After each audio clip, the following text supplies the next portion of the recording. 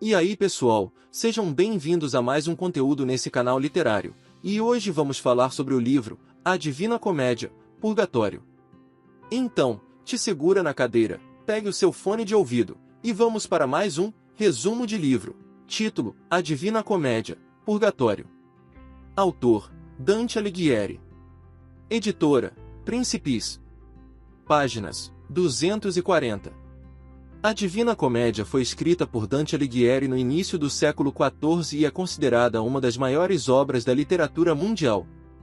Originalmente chamada apenas de comédia, recebeu o adjetivo divina posteriormente por Giovanni Boccaccio. A obra é um poema épico dividido em 3 partes: Inferno, Purgatório e Paraíso. Dante narra sua jornada espiritual, guiado pelo poeta romano Virgílio, passando pelos círculos do inferno, subindo o purgatório e, finalmente, chegando ao paraíso. O poema é uma alegoria da busca pela redenção e pelo conhecimento divino. Quando Dante e Virgílio saem do inferno, eles emergem no outro hemisfério da Terra, onde está a ilha do purgatório. Essa ilha tem uma enorme montanha, que simboliza o processo de purificação das almas. A montanha do purgatório é dividida em diferentes níveis, onde as almas expiam seus pecados antes de estarem prontas para entrar no paraíso. Dante precisa subir essa montanha, passando por cada estágio, enquanto encontra personagens que compartilham suas histórias e lições sobre redenção. Essa montanha tem 7 terraços, cada um dedicado à purificação de um dos 7 pecados capitais. Antes de chegar ao topo, Dante precisa atravessar o antipurgatório, onde ficam as almas que se arrependeram tarde demais e precisam esperar antes de iniciar sua purificação.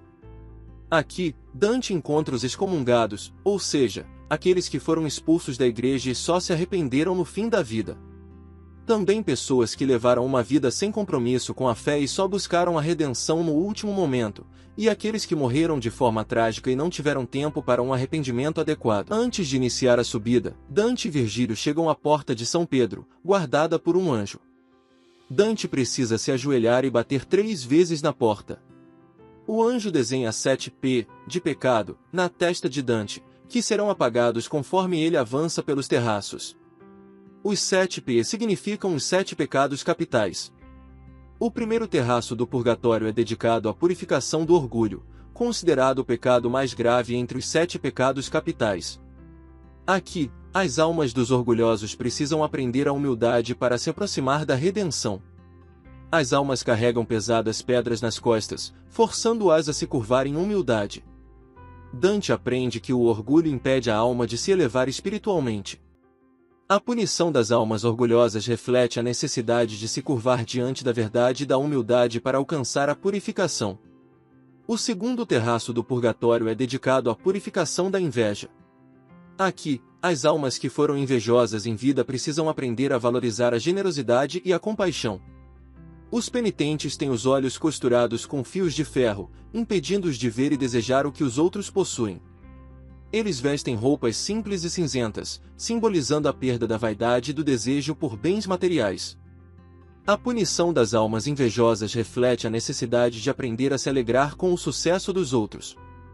Dante percebe que a inveja é um veneno que destrói a sociedade e que a verdadeira felicidade vem da generosidade. O terceiro terraço do purgatório é dedicado à purificação da ira. Aqui, as almas que foram dominadas pela raiva em vida precisam aprender a cultivar a paz e o autocontrole. Os penitentes caminham em uma névoa densa, que simboliza a cegueira causada pela ira. Eles não conseguem enxergar claramente, refletindo sobre como a raiva obscurece o julgamento. A punição das almas iradas reflete a necessidade de aprender a controlar as emoções e agir com serenidade. Dante percebe que a ira pode levar à destruição e que a verdadeira força está na paciência e na compreensão. O quarto terraço do purgatório é dedicado à purificação da preguiça espiritual, ou seja, à falta de zelo e dedicação às boas ações e à fé. Aqui, as almas que foram negligentes precisam aprender a agir com determinação e propósito. Os penitentes correm sem parar, simbolizando a necessidade de agir e não desperdiçar oportunidades de fazer o bem.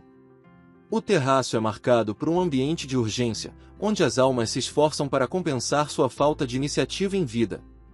A punição das almas preguiçosas reflete a necessidade de agir com propósito e não desperdiçar oportunidades de crescimento espiritual. Dante percebe que a preguiça pode ser tão prejudicial quanto os pecados mais graves, pois impede a alma de evoluir. O quinto terraço do purgatório é dedicado à purificação da avareza e da prodigalidade.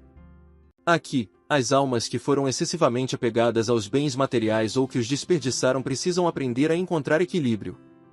Os penitentes ficam deitados no chão, incapazes de se mover, refletindo sobre seus excessos.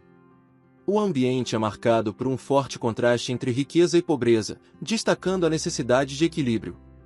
A punição das almas avarentas e pródigas reflete a necessidade de aprender a usar os bens materiais com sabedoria. Dante percebe que a riqueza não deve ser um fim em si mesma, mas um meio para promover o bem. O sexto terraço do purgatório é dedicado à purificação da gula, onde as almas que foram excessivamente indulgentes com comida e bebida precisam aprender a moderação. Os penitentes sofrem de fome e sede extrema, purgando seus desejos excessivos por prazeres sensoriais.